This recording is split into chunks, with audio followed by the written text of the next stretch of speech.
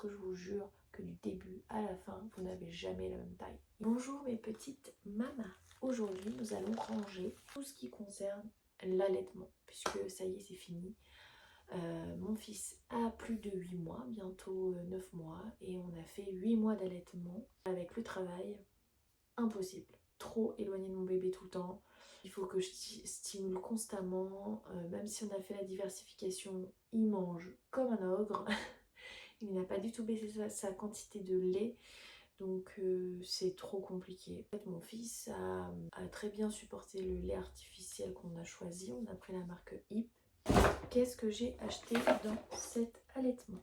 Le Perifit Pump. Lui, franchement, il n'y a rien de mieux, ok. Je suis pas sponsorisée, je suis pas payée. Malheureusement, sans déconner. Incroyable, incroyable. Il ressemble à ça. Et franchement, j'en suis hyper contente.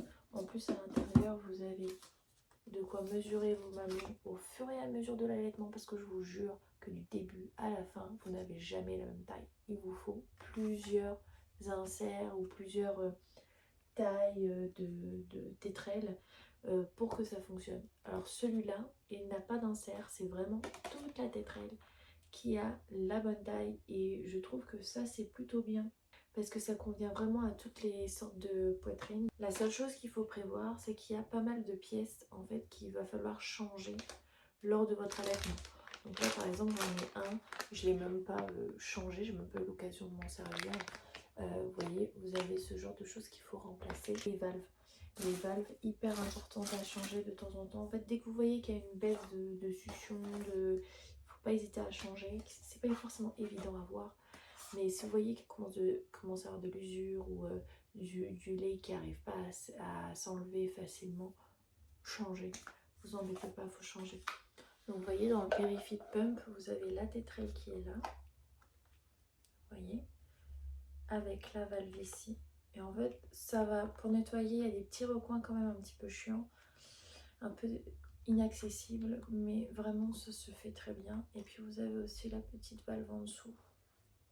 Voilà. Vous l'insérez comme ça, avec le petit. Vous avez du coup les récipients qui viennent s'intégrer au tire-lait, et puis vous avez un bouchon. Ne pas l'oublier, parce que quand vous le rangez dans la boîte de transport et que vous ne le mettez pas dans le bon sens, et bien vous avez du partout. Voilà, c'est du vécu. Ce que je vous conseille quand vous achetez le tire-lait pump, en fait, vous rachetez juste une paire supplémentaire pour permettre un roulement, et du coup, il vaut mieux en avoir d'autres. J'ai le carton de la mallette de transport, donc je vais mettre outils, valve, pièces de rechange concernant le Perifit Pump, tout ce même endroit. Ensuite, j'ai les recueils de lait. Honnêtement, ça ne m'a pas servi du tout. Puisqu'en fait, avec le tire-lait, vous mettez le tire-lait d'un côté, vous faites la tétée de l'autre. En fait, ça, vous n'en avez pas besoin. En plus, j'ai pas trouvé ça hyper agréable parce qu'en fait, étant donné que c'est très fin, vous avez le téton qui touche la paroi plastique. Son frère, le Perifit Flow.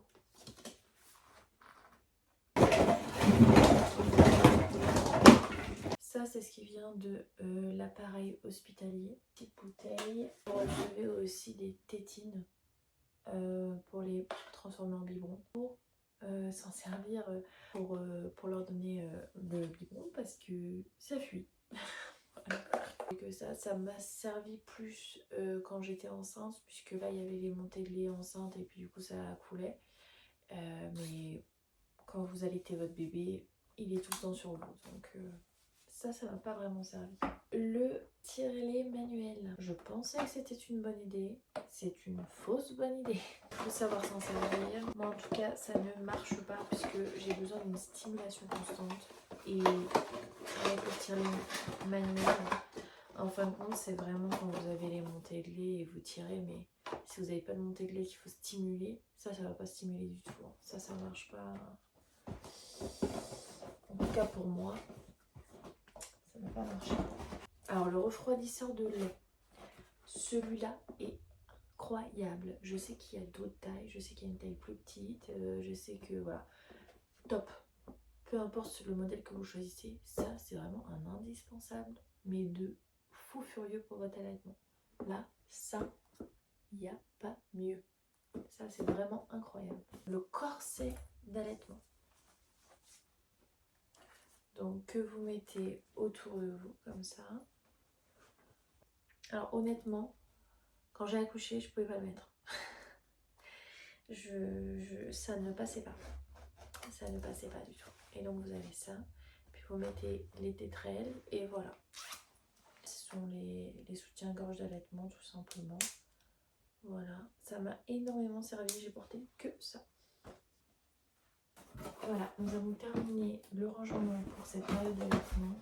J'espère le réouvrir un jour peut-être. Si vous avez des questions, si vous voulez en savoir plus, si vous avez des craintes, des peurs, si vous avez du mal, si vous avez besoin de conseils, n'hésitez pas à mettre des petits messages en commentaire.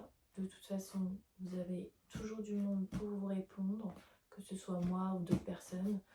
Et voilà. Et puis vous avez des super conseils en lactation aussi, hein, si vous voulez des conseils. Pour la base, c'est sûr, au début, ce qui est bien, c'est d'avoir une conseillère en lactation. Moi, j'en ai jamais eu, mais avec tout ce que vous voyez sur internet, vraiment, vous avez énormément de conseils. Tout pour réussir un allaitement, vraiment.